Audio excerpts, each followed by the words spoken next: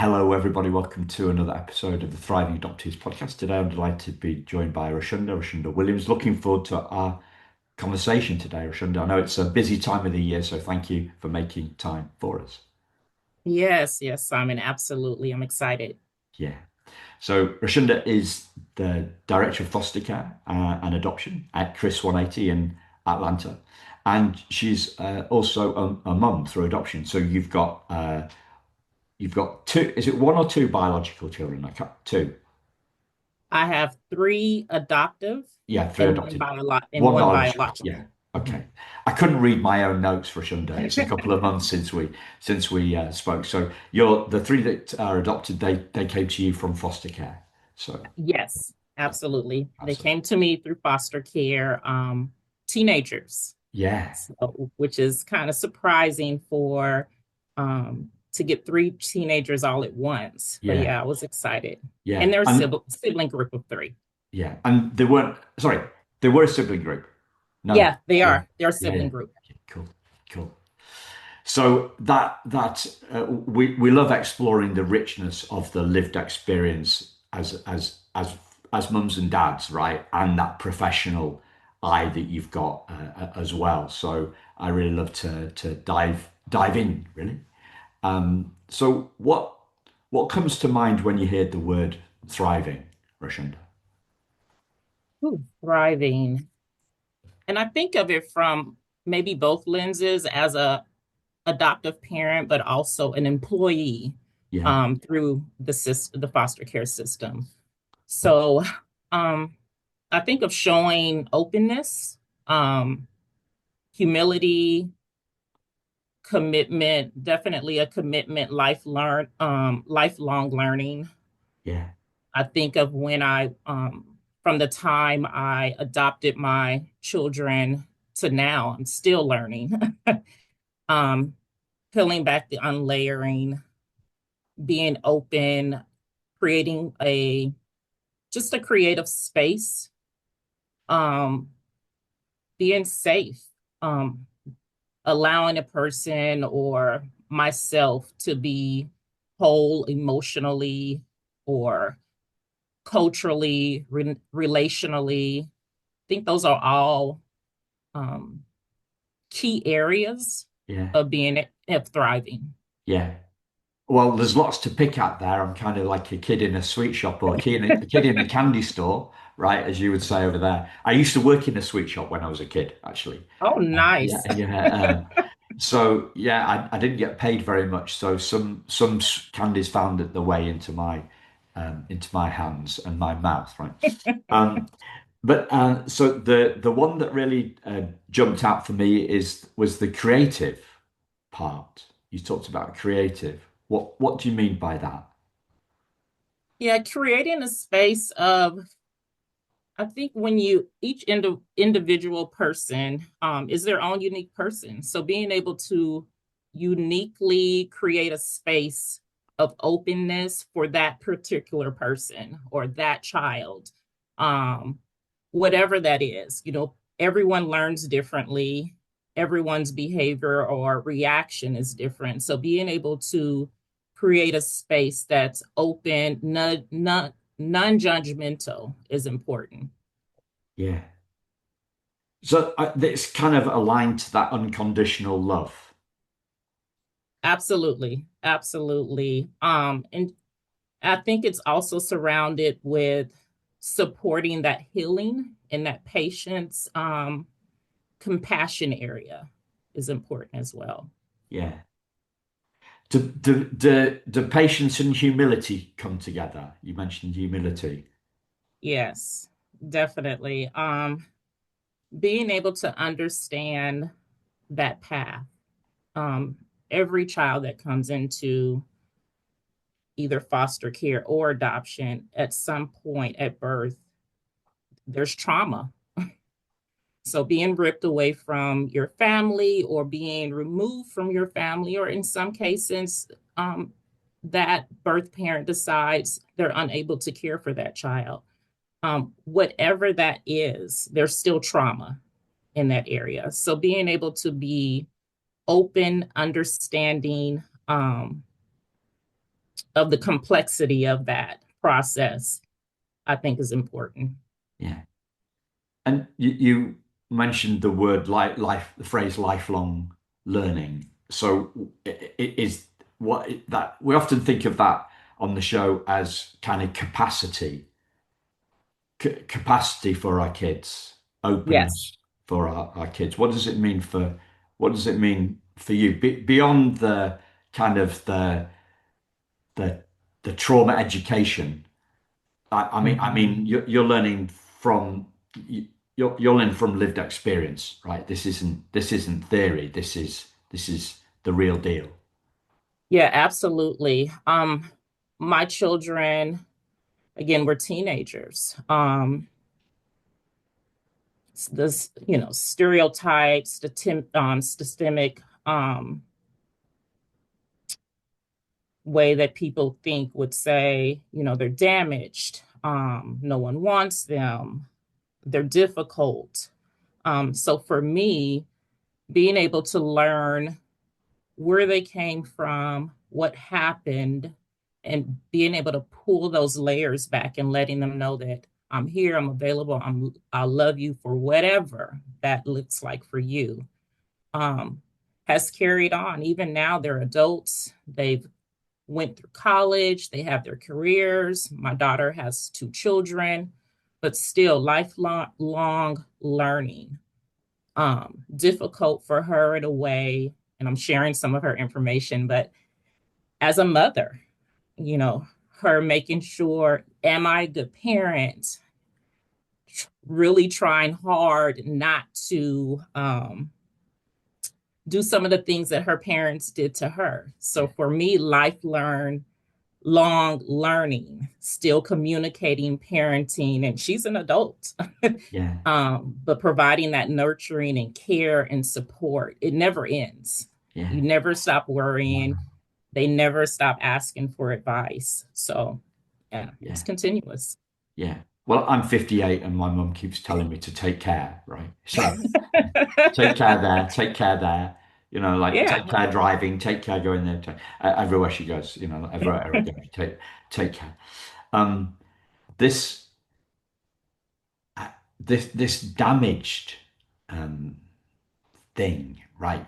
Mhm. Feeling like other people's perceptions of them Yes. Yes. and them. I think it's really dangerous because I think I saw this once.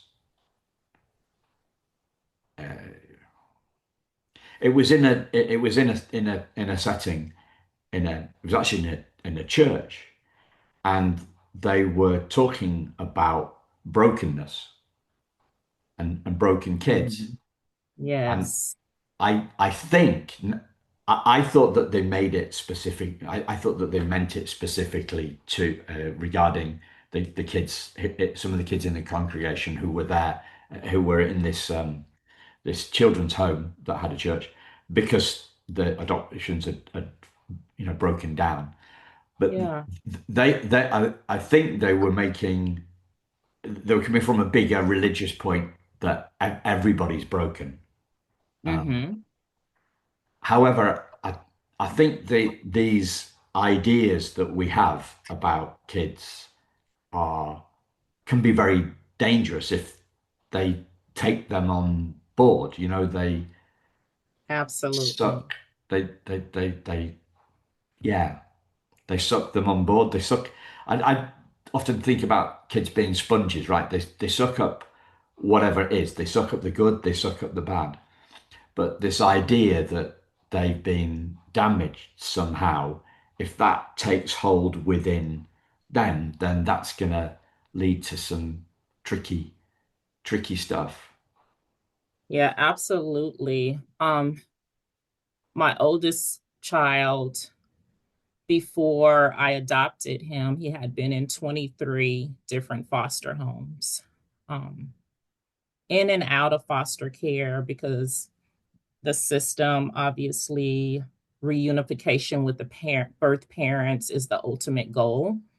Um, So when mom and dad completed the case plan, the judge, okay, you can go back home. Then the parents would do it over again.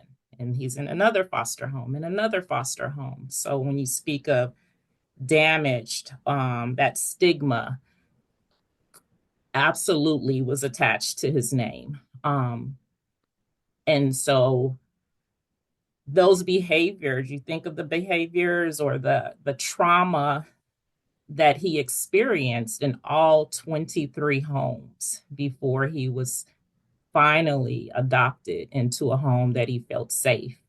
Um, and Great is my best child. So grateful, so smart, so bright, respectful. But again, that stigma, oh, I can't take, I don't want him. He's a teenager. He's damaged, or what kind of behaviors did he inherit at all these different homes?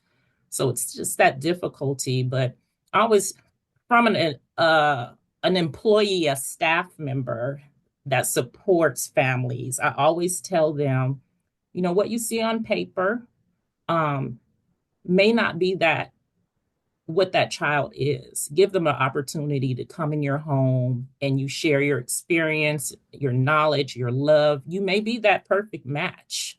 Um, but I definitely encourage adoptive parents not to be frightened by what they see on paper, because that's what happened at that home does not mean that happens at every home that that child has experienced or lived in. Yeah. How did you, well, it's such a big question, right?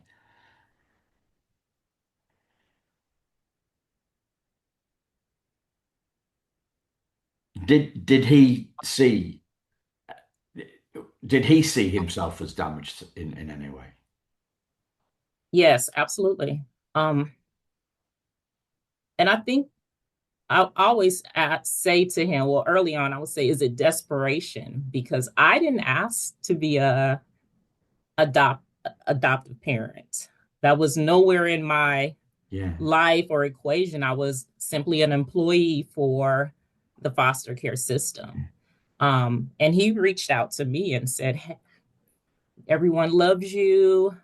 You're so good to us. When we see you, could you adopt me and my siblings, my older siblings? It was a family of 12. Yeah. He has 11 siblings, but he knew that the oldest, the teenagers, they were being passed through the system. No one wanted them. Um, and of course, my husband was deployed at the time. And I said, yes, I will. Just to think desperation, I think at his wits' end, can somebody adopt me? Can someone love me or care for me and my siblings? I have nowhere else to go. Um, and I think it was for me, I say it's God's way, because they helped me. I've learned so much. Um, they love my biological Yeah. daughter. I soon after had my biological daughter, but Yeah. yeah, I think it was, and I tell them, they say, you helped me, you blessed us. I said, it works both ways. So many things I learned from all of my kids. But yeah. Yeah. That's got to make a difference, hasn't it? I mean, for him to be the instigator of it. Yes. Yes. And definitely my middle child, at first, he's like, no, I don't want you to adopt me. I don't care. I'm going to go back to my mom and dad eventually. I'll go to another home, because that was the learned behavior, the path that he's lived for most of his life. So I know I will go to a foster home, because I know eventually I'll go back home to my mother, even though I know this is going to be a vicious cycle. He was willing to um, take that chance, Yeah. because no matter what. even though, we can say it's an unhealthy home, a child was removed for whatever reason, abuse or neglect, that child still loves their parents Yeah. for whatever. It's that learned behavior. Early on, they don't know that that's unhealthy behavior. They know that's my parents. Yeah. So that was a tough time that he went through, is learning that that's an unhealthy relationship for you. And let me show you how a parent can love you and nurture you and value you and respect your feelings and provide you with basic stuff that you need, but also some of the good stuff and fun stuff. So but yeah. Yeah. So did your youngest persuade him then? Is that how it Yeah, works? my youngest, my daughter, she's like, we're going, and you're going too. So it was the youngest, which is my daughter, Yeah. and the oldest persuaded the middle child. Yeah, we need to go, give it a chance. We think it's a good thing. Rashunda loves us, and we feel like it's a safe space, and all of that. And it turned out well. I was This was many years ago, so definitely I was a young parent. And all of the resources that we now have today, I did not have. What was able to advocate, luckily, because of me being employed in the foster care system, I had some advocacy behind everything. So, but definitely, I say it's challenges, ups and downs, and no different than your biological child, that teenage Yeah. learning myself, thinking I'm an adult, all of that. But I wouldn't trade it for anything. No. Yeah. I was going to say, would it have been tricky for you to persuade him? Against to break that cycle. He was in that learned bit, he was in that cycle of placement back to parents, placement back to parents, placement back to parents. Yeah, I think once they all transitioned to my house at the same time, and just me trying to gain that trust early on, it took a period of time, I'll admit, for him. But I think maybe the turning point was he had a incident at school, um, where I had to go to the school and speak with the principal. There was, possibility of him being expelled from school, and I didn't turn away. And that was the breaking point. Me wanting to know, how can we fix this? I'm here. Yes, you did something that was, not good. However, we're going to work through this. Yes, you can't hang out with your friends, but I'm not turning you away. And I think that was our breaking point, because historically, through all the other homes that he had been through, if I get in trouble, if I do something that's considered bad, then my foster parent will say they don't want me, and I'll go to another home. But it didn't happen this time. So I believe that was our pivotal moment where he understood that I'm in it. I'm your parent. I love you. I'm not going to turn you away, and I'm going to support you throughout whatever. So it's about trust then in that moment. Yeah, trust and safety. It's a safe space. You can still come home. You still have your room. Yeah. You're still everything that you had before you had this incident at school remains. We'll address it. We'll work through it and discuss what happened. How could we have avoided this situation? And that's the education piece. But you're still at home with me, your dad, and your siblings. Nothing's changed. Nothing's changed. Was he testing? Yes and no. um, yes, where because he had previously, tested using profanity in the home, or maybe not cleaning up his home, the bedroom, or talking back, or what are you going to do? Are you going to send me back to foster care situations? But in this particular situation, it was him in a fight with another child at Yeah, school. So yeah, yes, could be not, but just yeah. behavior, not having that self control, or being able to understand his feelings at school. So yeah, One of the themes that keeps on coming back as I speak to more and more adoptive mums and dads, it is the truth that raising these kids isn't about fixing them, right? Because they're not broken. It's about growing us, and absolutely. that's what people tell me in different sorts of ways. They tip me in different ways, and a lot of parents don't see that till later.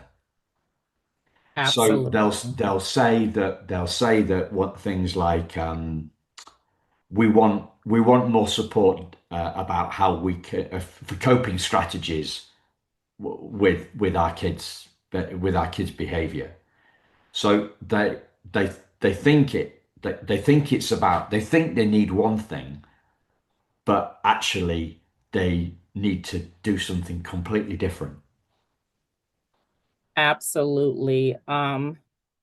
Early on, just that piece of them being comfortable in themselves um, was important to me, to letting them know that just being grounded in your identity, um, being empowered to just tell your story and having no shame behind it. Um, and you're right, I can't. It's not a fix. It's a being able to have that humility, that understanding. That's why the education and training piece for adoptive parents or foster parents are is so important, because I'm putting on my work hat now.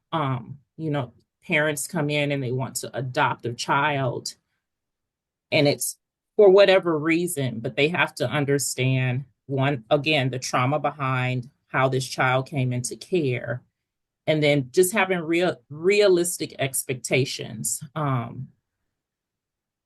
The child's grief, how to nurture, how to manage different behaviors. It's not a fix. If you have a big beautiful home and a lot of money, that's not, the child doesn't care about that.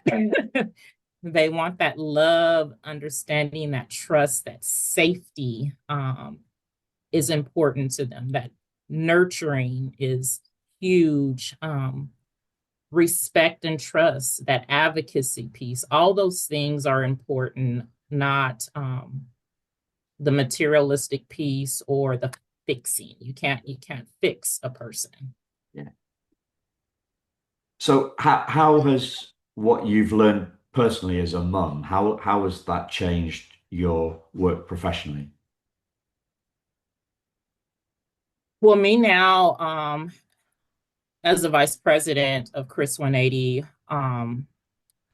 I definitely have lived the experience. So I know what I didn't receive when I was going through the process. So I would have loved to have all of the trainings that we offer now at our organization for our parents.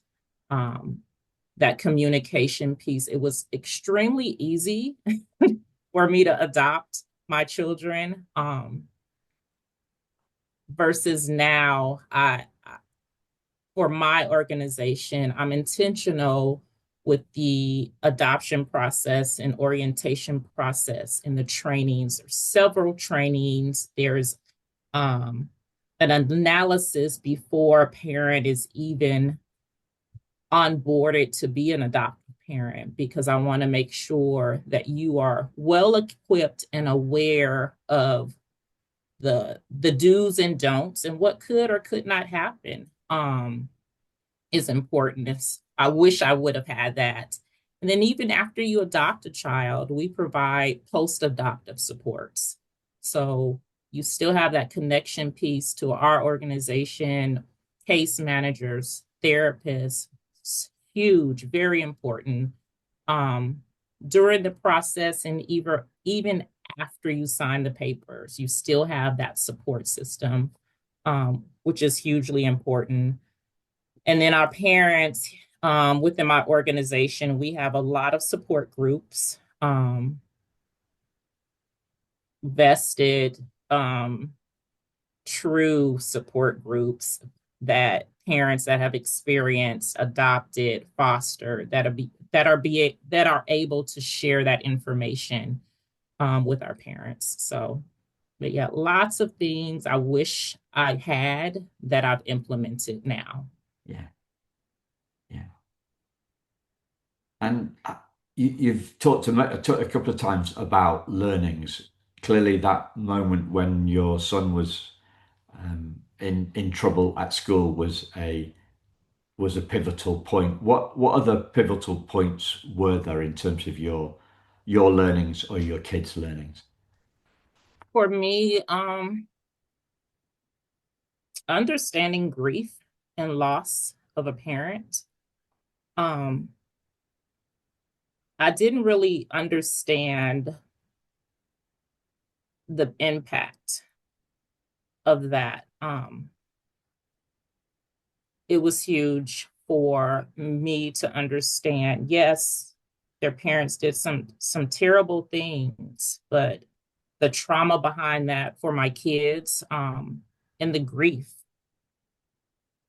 Um, so we went through a lot of therapy, a lot of training for me, but definitely just being able to communicate with them what that feeling is to have that separation from a birth parent. Um, so and being able to understand it and what it looked. I didn't know that early on, because I'm thinking you're a teenager. You've been through in and out of foster care. You know what happened. You know what your parents did, but not understanding clearly how to um, foster that in the home and assist my kids through that process. Understanding their identity was part of that grief as well. Because again, like my middle child, wanting to mimic or model some of the behaviors that he learned from his dad and his mom, um, and not understanding, you have a future. So I tie that all into grief. That was a huge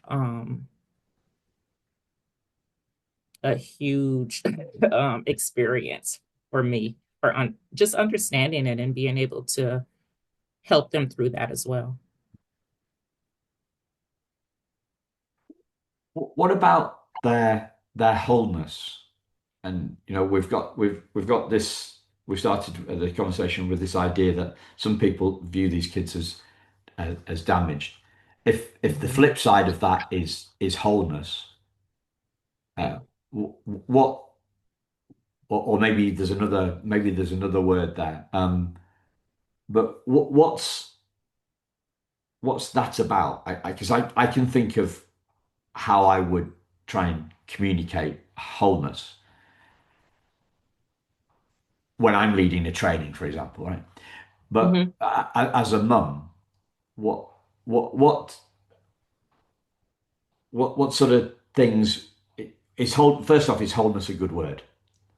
Yes, yes, Yeah, it is. yeah. And so secondly, you talked about communication. How do you share that? How do you help your kids see their wholeness. The fact that though that they've been through this trauma, they are whole underneath that trauma. Yeah, I think it goes back to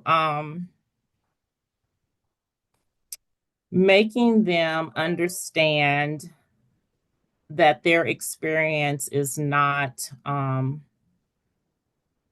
something that they should shy away from or be ashamed of. Um, Grounded in their identity, as I said before, and I say that to them all the time. Having that You say respect, what? yes, Sorry, what do you say to them, Rashonda? being grounded in their identity. And So how would you communicate that to? How did you communicate to them to that all those years ago? yeah, yes, you know you're not with your birth parents, but you're with me. I love you. Um, you have a safe space here. You're open to share your feelings, however, express them however that means for you at this time. Um, Communicating with them how we can work through their experiences or their feelings, not shying away from their feelings. You Yeah, know, you may have a good day or a bad day. You may think about your parents or want to go back to your yeah, parents, but being able to communicate what you're experiencing and your feelings, yeah. in that safe space with no judgment. So no judgment of them, no judgment of their feelings, no invalidation of No those judgment of feelings. their parents, not being afraid, not being embarrassed by their parents as well.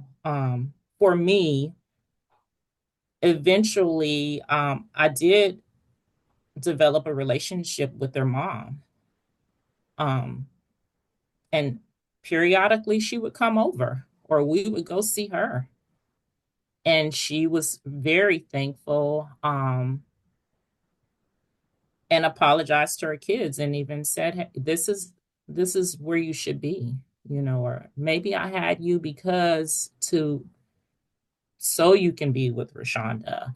But just I think that was closure for them as well, knowing that I'm not turning my back on my parents because I'm staying with Rashonda Yeah, and she's now adopted me.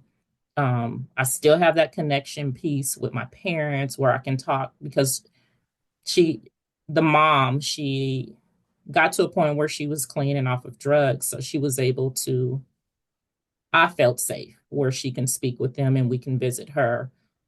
So that was a great pivotal point as well, where she can provide them with some closure, that it's okay that you are where you are, yeah. that's where you should be. um so This is another theme that keeps on coming up in terms of not dissing birth parents because mhm, they they if they see if we're dissing the parents, then we're dissing them in an indirect way, absolutely, and absolutely, and it keeps on coming up again and again, both as this is best practice now, and also it comes up again as this bad practice was common in the past. You know, yes, lots of adult adoptees. Somebody that I interviewed yesterday for the podcast, there was lots of shaming leveled at this adoptee birth mum back in the 60s and the 70s. mhm, So I think it's one of those things that we seem to have got wise to, and it's part of it's the part of the bad old days that seems to yeah. be totally on the way out. Um, what other changes have you seen in those in those years?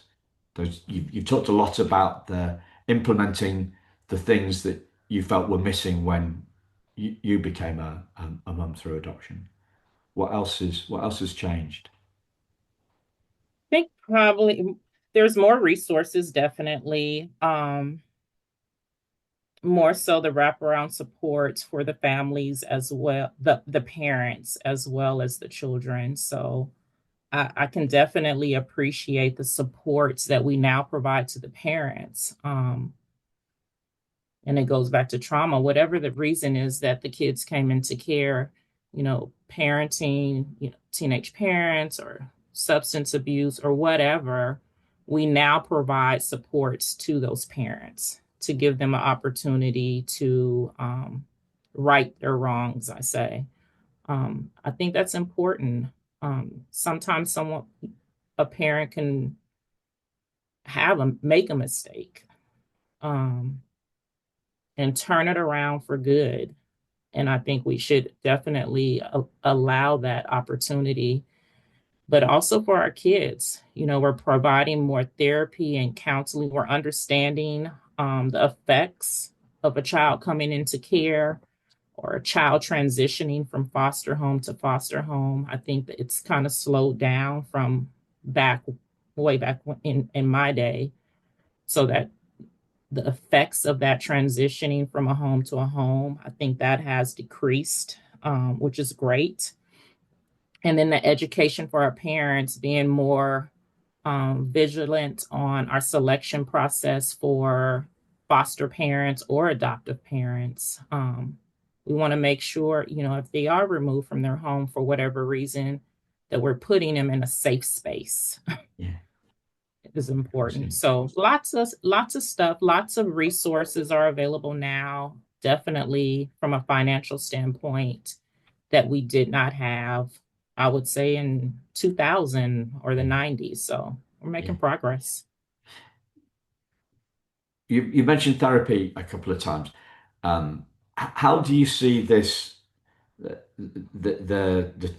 two parts of therapy, like so therapy for the child and therapeutic parenting? How do you see those combining together for the child? Definitely. Yeah, definitely for the child, making sure they have someone, a safe space away from their parents, adoptive parent, away from their foster parent, but that therapy piece, safe person, safe space that they can speak to and receive different tools on how to cope with their emotions and their feelings is important. Um, when I speak of trauma informed care, it goes back to education and being able to have that wraparound support in those homes, adoptive home or foster home. Lots of tools and education and supports. Therapy also for the foster parent or adoptive parent. Um, all the tools that they need, case managers, care coordinators is what we also call our supports and specialists that go into the home and help the parents navigate through that transition process, the parenting piece. Okay, we've signed the papers and adopted the child. Now what? That honeymoon phase is over and now we're in it. What do we do now? So that post adoptive piece is important, all wrapped into trauma informed care. So, ongoing training because things happen, trends. I mean, now we're in AI. Yeah. So the kids are learning how to navigate through technology. So, that ongoing training to make sure the parents are up to speed on how to parent, navigate, and communicate with their children effectively. So if as you look back on a life, you talked about lifelong learning. What have been the biggest learns for you? Biggest learns. Hmm.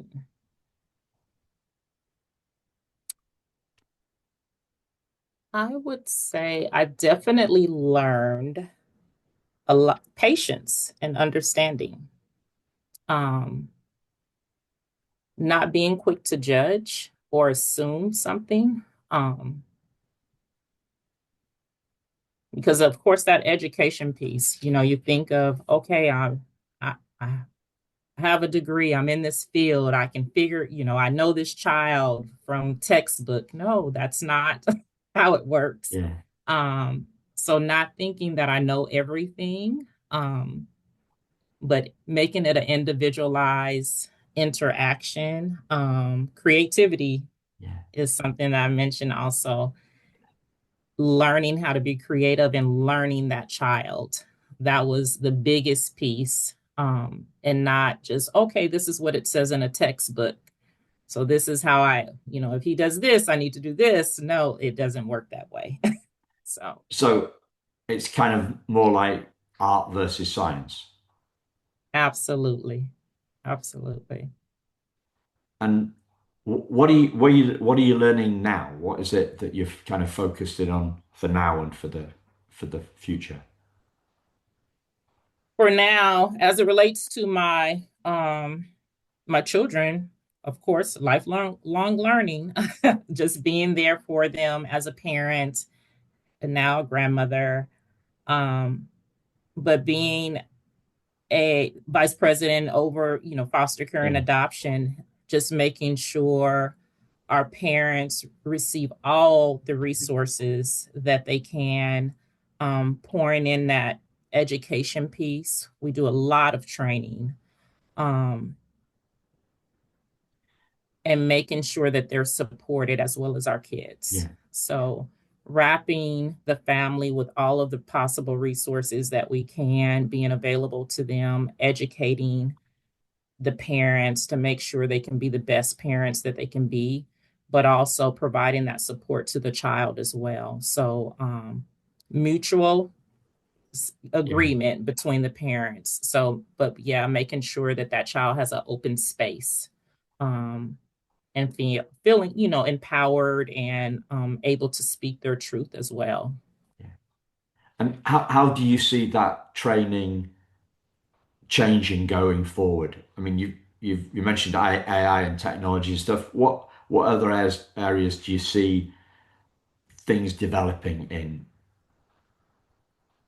I think it's changing daily. I can remember it's maybe 2 or 3 years ago.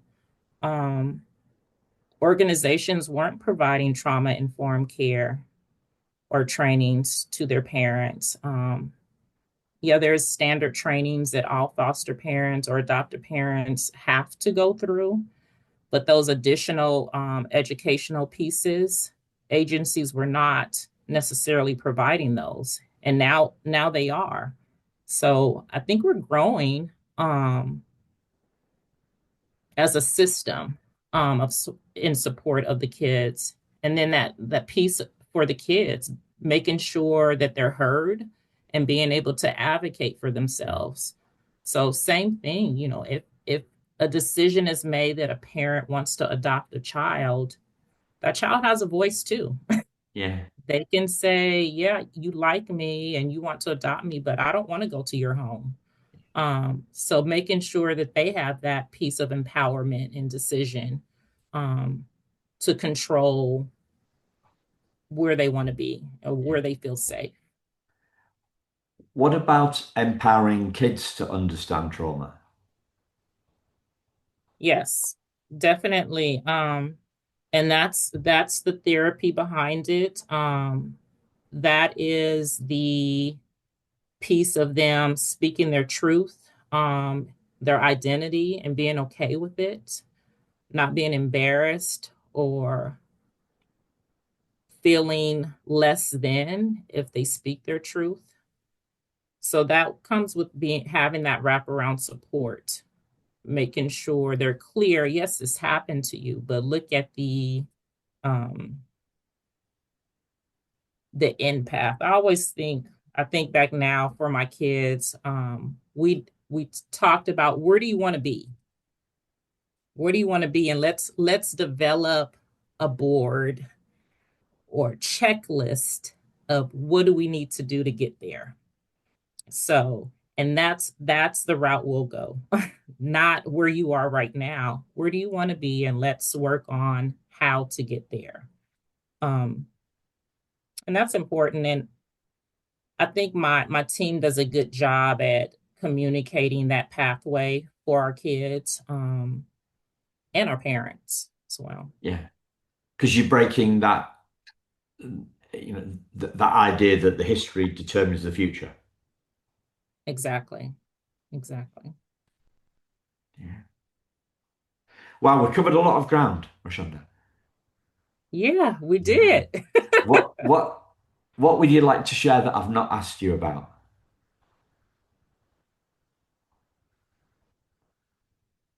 You asked me a lot, Simon. I would say just I encourage people to look into adopting or fostering or providing some type of mentorship for children that are in foster care. Um, it's important for them to connect with the community. Um, Going back to identity and being grounded, knowing that, this person volunteered to show me how to plant seeds, or this organization has provided these resources to us. And even though, I'm in foster care and they've still provided this, I think that's important for a child to know that their love supported and in the community.